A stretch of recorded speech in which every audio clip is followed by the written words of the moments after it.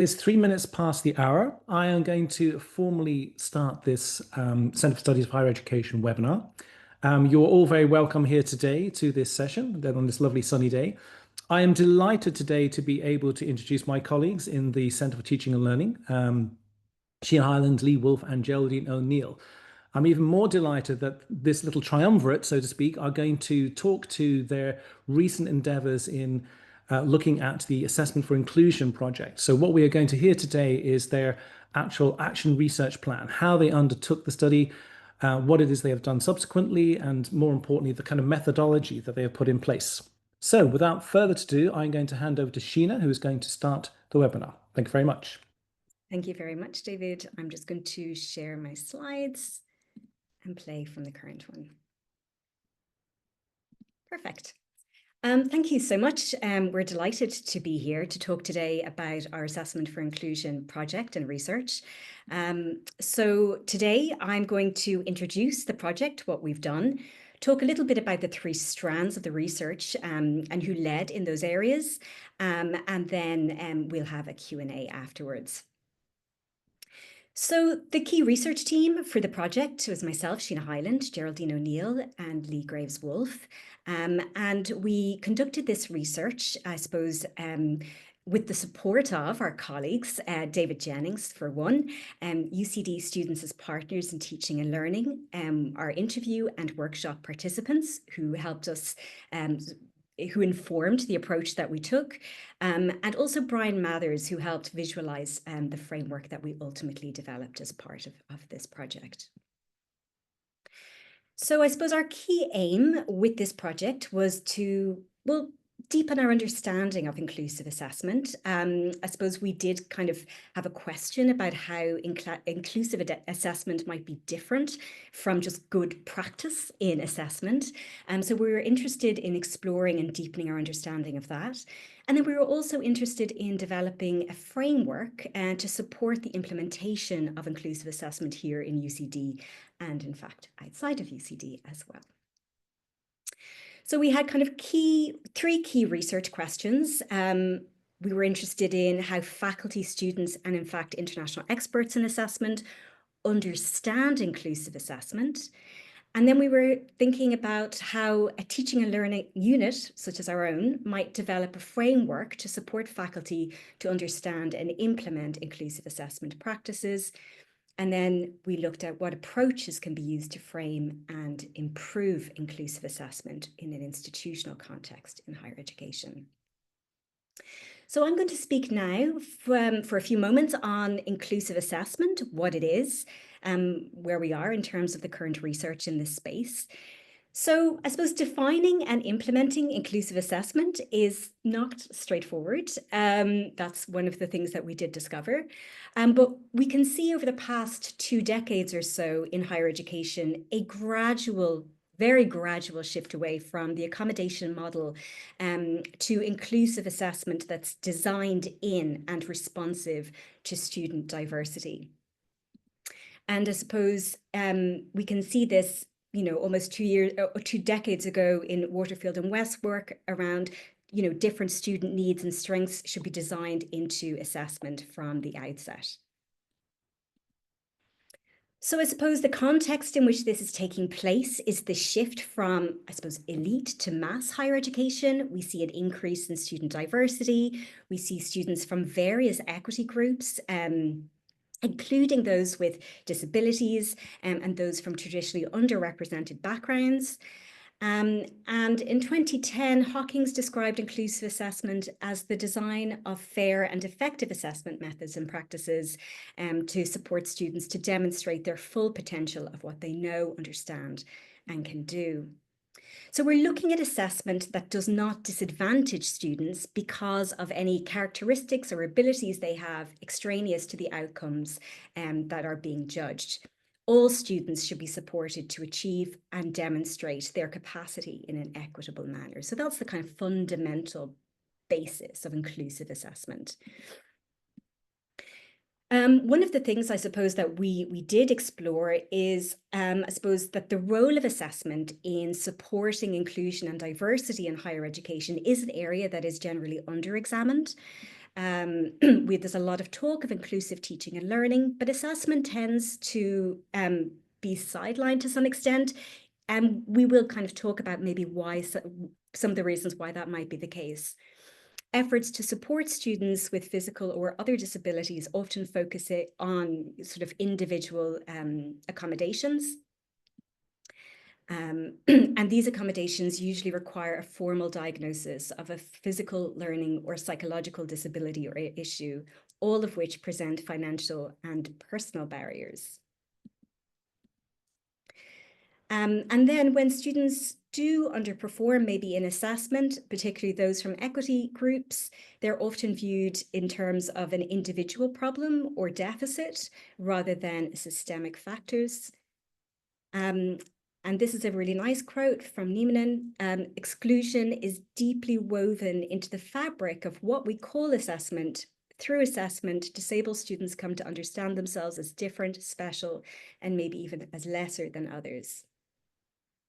So when we're thinking about assessment in higher education, it's often designed around an imagined normal student, perhaps somebody who is able-bodied, healthy, maybe living relatively close to campus, always available for lectures and extracurricular activities, has a quiet place to study, no parenting or caring responsibilities, and few financial challenges, and so forth. An assessment for inclusion has been formulated to harness assessment as a vehicle specifically for inclusion, reminding us that inclusion needs to be explicitly designed into assessment in order to truly consider the diversity of students. So we're thinking about all of our students as fully included and agentic members of higher education communities. AFI builds on the collective understanding of agency. It cannot be conducted for students, but always with them. And this is about positioning our students as accepted, active, and fully legitimate members of academic communities. This is not always the case when students are, when we use individual accommodations for students or alternative forms of assessment. They're not mainstreamed into the type of assessment that we're conducting. So as I mentioned before, we were really interested in understanding how our students, our colleagues, and in fact, as well, international experts on assessment made sense of it. And so we conducted interviews, we used thematic analysis, we framed our findings using sense-making theory, and we saw kind of three key themes in the data. So we saw that it was about responding to student diversity. There was also a matter of trying to navigate uncertainty around assessment and ambiguity in assessment. And there were also some tensions people had between wanting to include students in assessment and be inclusive and their conceptions of fairness. So there was no clear, ready-made definition for participants to draw upon, which was good for us. And it was broadly seen as linked to ideas of inclusion, equity, fairness. This was the kind of language that was used. And when we use sense-making theory to sort of frame the findings, we saw that talk, discourse, and conversation were central to our understanding of how meaning is co-created in organizations. And it's often prompted by organizational shocks. So I suppose during COVID, we had some organizational shocks. We've also had generative AI come on stream in the meantime. So there's a lot of discussion about assessment. And in a way, this opens up the space for thinking through what might be possible. But students in our student interviews were really interesting on this. So they didn't just see diversity in terms of disability or even in terms of specific equity groups. They recognize that student lives are very complex. They have a lot of issues going on. There's a cost of living crisis. You know, they might be working alongside their studies. So they saw inclusive assessment as actually linked to the socio-political context in which they were living and the complicated lives that they were living. And this is a quote then from faculty.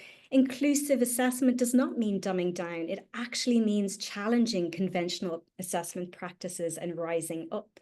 It allows the person to shine at their best. So thinking about the disruption of inclusive assessment to traditional forms of assessment and having a degree of openness to that as well. So we also, as I mentioned, saw the COVID-19 pandemic. Students actually spoke about this too, but here's a quote from faculty. Since the pandemic, we're more aware now than we ever were of the diversity of student learning, their needs and their mental health issues. And this was in the context of having, classes on Zoom, where I suppose people had access into the lives of our students in a much more visceral way than they had previously. And also greater awareness of the functionalities in Brightspace and so on. So these are some of the shocks to the system that sort of open up the space in an interesting way. Also, talking about inclusive assessment or talking about assessment more generally, students talked about the student forums as a good way to highlight assessment issues, but it's important to make students feel comfortable to enter these spaces and to assure them that their opinion is valued. They do want to be heard. So being aware of maybe some of the power asymmetries in things like student forums where students are talking about their experiences of assessment, and also that they're listened to genuinely. This was a frustration that students often mentioned. One student noted the mixture of staff and students where the mixed groups are actually talking to each other and brainstorming together. And this was kind of a shift away from the one-way evaluation of the lecturer towards an opening up of dialogue with students and the possibility of co-creation related to assessment. And then there was also some ambivalence for colleagues. Maybe there's a bit too much empowerment. It might threaten consistency. You'd be afraid of overplaying it. It could create backlash. It's a very complicated world. My subject is very objective, so it's hard to be inclusive. And then another person talked about a bit of experimentation and having the space to do that. For me, the success was in taking the risk, putting it in place, getting over my own anxieties. If it doesn't work, it doesn't work. So there were kind of very different views and attitudes towards inclusive assessment. But our key findings from this piece of research was that there is quite a lot of uncertainty and ambiguity surrounding the meaning of inclusive assessment among faculty in particular. Sometimes it's interpreted in many kind of conflicting ways. There can be contradictions or tensions between maybe inclusion and fairness. Also, some people aren't quite sure what they're trying to achieve with inclusive assessment. It's not that everybody gets an A. So what is it? What are the markers of success with this? And again, lack of consensus on how to measure its success. So these were some of the initial findings that we had from the research where we spoke with colleagues and students around their understandings of inclusive assessment. So I'm going to stop sharing my slides and we are going to move on to our colleague, Lee. Thank you, Sheena. I will share my slides now. Should be able to see that okay. And I'm going to help take a bit of a step back and give the big picture of how we as a unit endeavored to develop a framework to support inclusive assessment in practice. And to do that, we decided to go with action research, which is both a philosophy and a methodology. It's a process that is very well suited for tackling educational issues and challenges that are, for lack of a better word, a bit messy. We know that education doesn't happen in a bubble. We're all humans. We all come to education with different past experiences. And as the quote on the screen says here, action research is a pragmatic co-creation of knowing with, not on people. And as we were looking at such an important topic as assessment for inclusion, there really wasn't any other choice but to research with people, not on them. So we undertook several different cycles of action research, and I'll talk about those in a moment. So the data that was generated in the project included institutional documents, interviews, which you just heard from Sheena, who had looked at some of those. We had workshop materials and outcomes from those workshops and researcher reflections. Our action research process that we started out with was 4 cycles of action research. The first cycle was what we call reconnaissance, and that happened in August 2023 to September. Cycle 2 involved interviews and workshops, and I'll get into those in a bit more detail. Cycle 3 was a cycle of sense-making and framework development, and then the 4th cycle was revising the framework and practice ideas. And that work, there's almost a cycle 5 that you're also seeing today in terms of the interpretation of all of the data that was generated as well. So to start with cycle 1, the reconnaissance phase in action research is meant to establish cohesion among the researchers, and you can see myself, Sheena and Geraldine, were the core set of people whose eyes were on the process from the beginning. And we undertook this phase of reconnaissance to help not necessarily come to the same understanding, but to surface and be transparent around our own understandings of inclusive assessment and assessment for inclusion. We each came with very diverse and different backgrounds in assessment, so those were made transparent in our own discussions. And we also, from an institutional perspective, looked at existing documentation. Where do we not need to reinvent wheels? What is the state of inclusion and assessment at UCD, and how can we understand that to implement and develop a framework for assessment for inclusion? So through that, once we had sort of established a baseline, we undertook a series of interviews and conducted workshops. And this is the point for anyone engaging in action research where things just off the bat start to get a little bit messy. Not necessarily in a bad way, but you can in any action research process, if you've engaged in it yourself, know that we can have very linear plans, but they may not go as indicated, and that's okay. That is what one of the benefits of action research is that it really honors the context of the work being done. So we had the original plan was that we would conduct and complete all of our interviews before we engaged in the workshops, but it didn't quite work out that way, which was okay. We interviewed 4 faculty, 4 students, and 4 external experts over about a year's time. And through that, we would meet on a regular basis to look at the transcripts and discuss what we learned. And that kept us as a team evolving our ideas around assessment for inclusion and what we were going to do in the workshops and the like. So this was a very, very iterative process when it came to the interviewing and doing the workshops as well.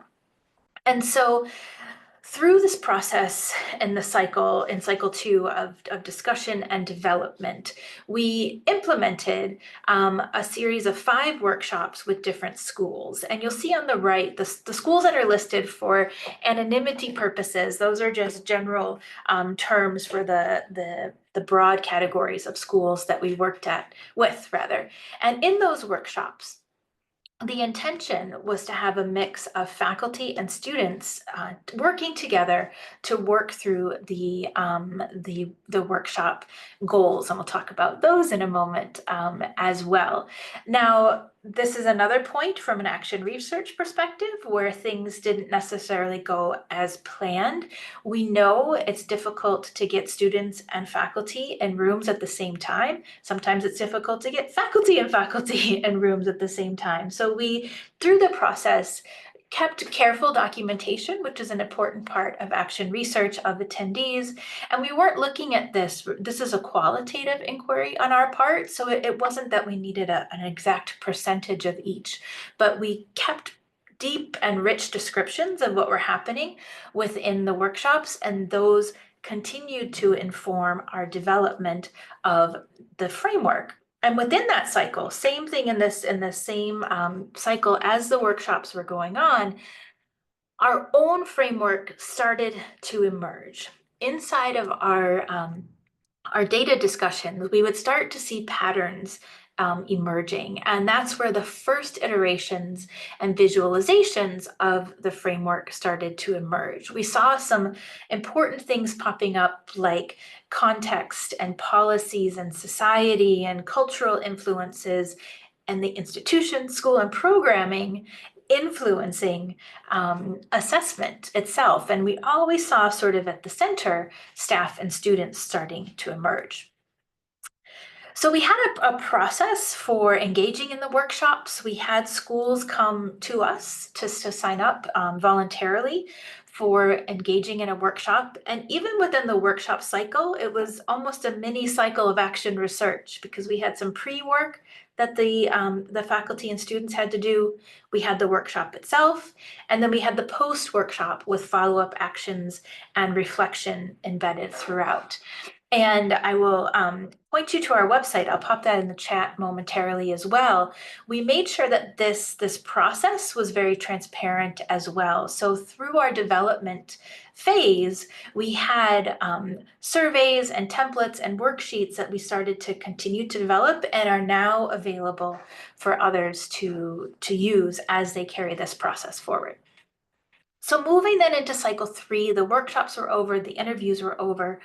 It came to a point where we got back together as a team and looked at the data that we had generated, looked at what happened at the workshops, and started to see patterns emerging in different ways. So you saw the earlier iteration. This is another snapshot of sense making. And this was a point where we as a team saw some of our own limitations in terms of visualizing and bringing the framework to life, so to speak. So this is when we started to engage with Brian Mathers from Visual Thinkery. And he worked closely with us to have conversations around what we were seeing, patterns we were emerging, and what we wanted from a storytelling standpoint to come out of the framework. And we through our own discussions and in the action research process and in the workshops themselves, what faculty and students both were asking for in terms of what would be a helpful heuristic for this work was something that was tangible and visible and that they could take and use in their own context. So we took that to heart. And this is the final visualization that you're seeing here in terms of the framework. And Geraldine will talk much more about this in a moment, but from an action research process, this was sort of the culmination of all of those cycles that came through and the visualization of our framework.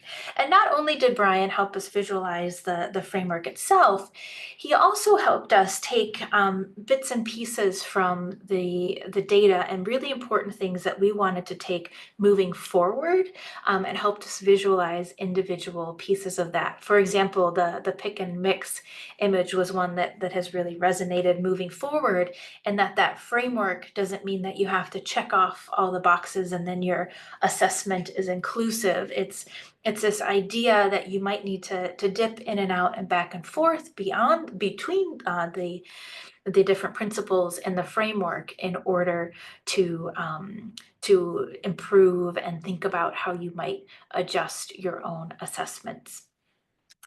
So with that kind of gives you an overview of all the different cycles that we undertook and the research process itself. And so I'll turn things over to you, Geraldine, now to talk more about the meat and the heart of the framework. Sure, thank you. Thanks, Lee, for that. Is that okay? Can you see that slides okay? Yep. So I want to talk a little. So Lee has talked through the sort of the process of coming up with the framework and what we did. And I just want to talk to you a little bit now about the output, that is the framework, and what is in it and what ended up in it, what should be included in it. So I suppose our first port of call was looking at the literature to understand, well, what do we mean by a framework? What is an educational framework? So a little bit like the reconnaissance aspect that Lee was talking about there, we went back to the literature and we found what does it mean to be an educational framework? What are they about? So looking at some of the literature around this, what's usually in an educational framework that might help practice, or there's obviously an aim, what we're trying to do with the framework, what is the purpose of it. And certainly from the Advanced HE, the National Forum kind of professional development frameworks, there's very clear aims what the framework is doing. Schuer and Janssen talk about it in relation to kind of open learning, teaching and learning in open learning, a particular framework. And most of the frameworks have some sort of underlying values, or maybe a guiding set of principles, or often both. For example, Cravattery is one that in particular that was done for higher educational partnerships in teaching and learning. And having an underlying values for the framework and a guiding set of principles that would help in practice. And many of them, to try and make sense when people are trying to use it across different contexts, do have a visual like we ended up with. And the visual is often helping to show the interrelated parts. And that graphic, again, can actually help when you're saying, you know, where does it look in this context? So it is getting at that middle ground between practice and theory. They often have ideas for an implementation, and they often have a series of linked resources. So this is what the literature was saying should be in a framework. So I suppose the first thing that jumped at us when we were looking at the framework was a lot of the data was talking about the self at the center. A lot of both the interviews and the workshops. In particular, they've talked about the student is so unique at the center. We really need to make sure that we're not saying this is a generic thing, that the student is uniquely at the center for all the things that Sheena was mentioning, all this sort of, all that they bring to the things that are seen and things that are unseen, the hidden kind of aspects of the student at the center. And one expert put this very nicely, one of the experts interviews, about the fundamental importance of the student to the center of this. So this idea here of the self at the center and the student being really key. But also what the data said was that, well, actually the staff are unique and they come with their own set of values, their view of inclusion. And we found that when we were talking to the different faculty, depending on the discipline they were from, the college, they very much talked differently about inclusion, what their values were around it, and their own skills in addressing some of the challenges. So we have both the student and staff uniquely at the center of a framework. So we were very conscious of whatever way we kind of tried to make sense of this in some sort of a framework, that we needed to put both the student and the staff and their relationship with each other at the center of a framework. And I suppose, again, to go back to what is a framework, it does have to be practical and some resources. So in relation to this piece, to make it quite practical for people, we developed a set of reflective questions. And they were kind of guiding questions, and they're there in the link, and we called it kind of like cultivating your self-awareness. And it's a set of questions around your values, assumptions, and it might be like some of them were, what does your personal values bring to this, and how might it impact on assessment, your assessment for inclusion? What experience did you have as a student, or currently or in the past, around assessment? What does that mean for today's students? So really there's a series of, we had about 20 questions, but they are, you know, they're open-ended, and that might help people cultivate their awareness of where they stand in relation to inclusion.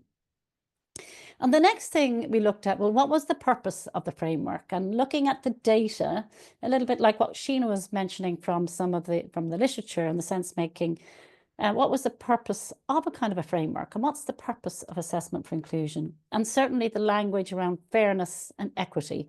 Well, it's about being fair. And these were some of the quotes that came from the interviews and workshops. Well, it's allowing equal opportunity, allowing an even playing field, not excluding, that's probably what it shouldn't be doing, removing barriers, reducing stress. And more specifically, they got into things like not weighing heavily on one assessment type. But fairness and equity was really key in it, as a kind of why you would look at assessment for inclusion, this fairness being fair to all. The word justice also came up as a kind of a word, and this was coming up in the literature as well, and that's often to do with a fair outcome, which links a little bit with sort of the idea of outcome. So if you did have a framework, or you are introducing assessment for inclusion, like what would be the outcome of it? Well, the word belonging came up a lot in the interviews, this idea of belonging. that students would have a sense of belonging with the institution, with their discipline. And we did kind of wonder, is that an aim, an outcome? And then we thought, you know, in our reflective pieces that Lee was talking about, we said, well, where does belonging fit? We said, well, actually, if you've got a good framework and if it's inclusive, they might have more of a sense of belonging. So we positioned it as an outcome. The other piece that came through a lot was the word student success. And again, this is a lot in the language of higher education, but it came up in the workshops and it came up in the interviews, language like a chance to succeed and giving them the best chance to succeed. Two different workshops, workshop 2 and workshop 5. So like around student success, and we know student success can mean different things to different people, but this idea that it was an opportunity to succeed. And I think that was kind of key. Also, what came up throughout the interviews and workshops, and Sheena alluded to it as well, it doesn't necessarily mean that you're dumbing down or the standards are reducing. It's really key that this should happen and also maintain standards. So this would be an outcome that they should succeed and people should feel belonging. But you know, that standards in the institution should and discipline should be maintained. The other thing that came through was the importance of context, that the assessment is an ecosystem where there's a lot going on, and that there's people and institutions perhaps have their own views and philosophy. And this can happen at lots of different levels. It can happen at module level, you know, how many students are in the module, where does the module fit? Is it first year, is it the final year? What's the school? What's a program? Is it a professional course? Is it not a professional course? It's institutional, what the institutional regulations, their values. So it's very much in the context of these very different variables. So that's basically, so far we have a framework that has students at the center and staff at the center, the self.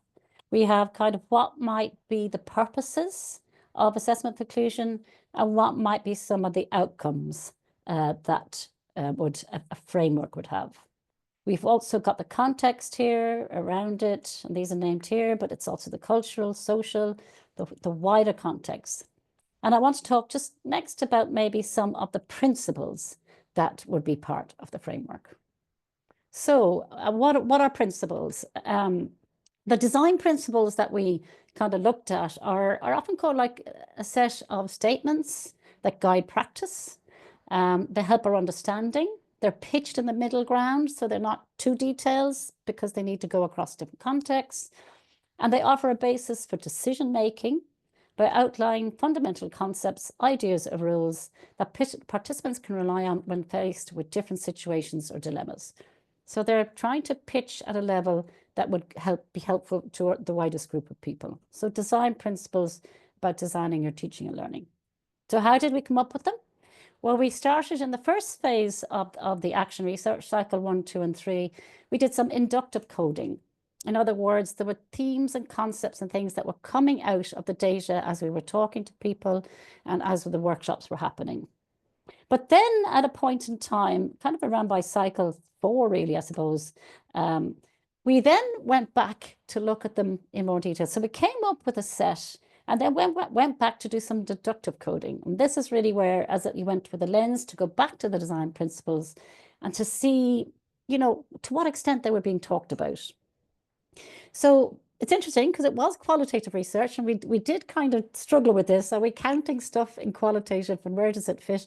But there is a value in looking at sort of frequencies and things from a qualitative, maybe to help verify some conclusions.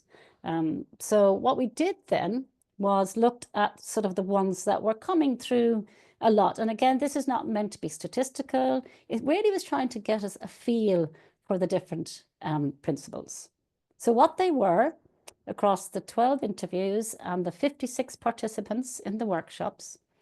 The first one that came through, and is often quite obvious, it may be in inclusion, is that there's a diversity. But diverse across a program came through very strongly. And that was, I suppose, not a surprising finding. Be empowering, that inclusive assessment should be empowering, certainly came through quite strongly in the interviews. Be transparent, so it's clear the expectations. That was a little bit maybe less talked about in the literature. Be authentic, relevant, meaningful. That's coming through. That is coming under the umbrella of inclusion as well. Be manageable, not overload. That one came through probably more in the interviews. Culturally responsive, that it's culturally responsive to different types of students, different backgrounds. Be flexible was coming through, that the assessment should have some sort of flexibility and allow choice. These two are very linked with each other. Scaffolded, again, was coming through, that it was kind of built, that there was a sequence to it, and that it was building through and scaffolded. And the last one that came through was the supporting active citizenship. Mentioned a little bit in the interviews, but also mentioned a lot in the recent literature. So we did decide, even though it wasn't talked about in the workshops particularly, and it was kind of probably least of the 10 mentioned in the interviews, we decided to make on our reflections that it's really coming through in the literature. And maybe in this particular one, the theory is maybe ahead of practice a little bit into the language. So different stakeholders looked and talked about it differently. Transparency, surprisingly, we thought was mentioned a lot by the students, not diversity. We want it clear, we want to know what we have to do. Transparency was huge for the students. The experts, as I mentioned, talked a lot about this idea of social justice or active citizenship, less talked about by others maybe. And manageable came up, not so much, it came up a little bit in the conversations, but actually when it came to we want a workshop around inclusive assessment, it came up in all of them. The 5 workshops all dealt with manageability. So even though it mightn't be coming into the language of inclusion, it's certainly coming into practice. This is a problem for us and our students. So it had a kind of, it was important to keep there. So I suppose what we have ended up with, in some ways, the research output is we have what we're seeing as quite a holistic framework. And what's already in the literature in this space, there's a lot of stuff in depth about authentic, there's a lot of stuff in depth about diversity, social justice. But what I think we have uniquely ended up in this particular research is that we have the component parts and how they're related. So we feel that we have, as an output of this research, a more holistic understanding of the multiple elements that are included under the concept of assessment for inclusion, AFI. We have an understanding of the purposes and outcomes of assessment for inclusion. We have put the students and staff at the center. We have a set of 10 interrelated principles. We have a recognition of the wider influence of the context on assessment and feedback. And we developed, as part of the research, quite a good detailed set of resources under each of these, including, quite a bit of detail of resources around those different disciplines. So we feel we have a very useful framework based on our research. And we're happy, so this is I suppose, the image of it. So we're happy to take questions and answers on any aspect, either of the framework, the process, the sense making. And for the record, I'll just put the references up there so people have them. So, so thank you from all 3 of us, and we're quite happy to take any questions on any aspect of it. Thank you, Geraldine. Thank you, Lee. Thank you, Sheena. Thank you very, very much. That was excellent. There's an awful lot in there, obviously, to digest and to think about, but we have an opportunity for a few questions. If anyone would like to post into the chat, please do so.